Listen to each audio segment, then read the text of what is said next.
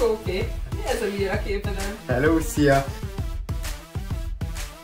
Van zsákomban mindenféle jó, én vagyok a Mikulás. Várjon már meg, Kötő, nyaklánc, gyűrű, minden ami kell. Storytime következik.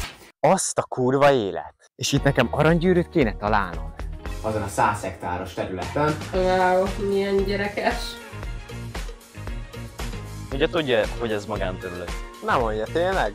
Ez meg kicsoda? Ő az egyik befektető, akivel telefonon is tárgyaltam. Egy városi pitit alvályra volt ki engem. Név szerint a kópé. Nyugodjon meg! Nem az az első bejelentés.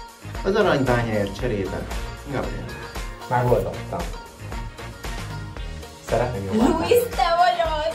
Úristen! Amúgy bemutatkoznék.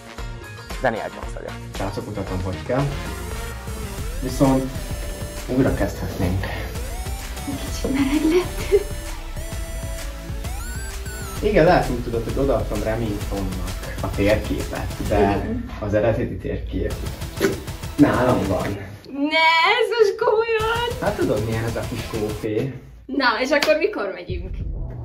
Mehetünk egy bal.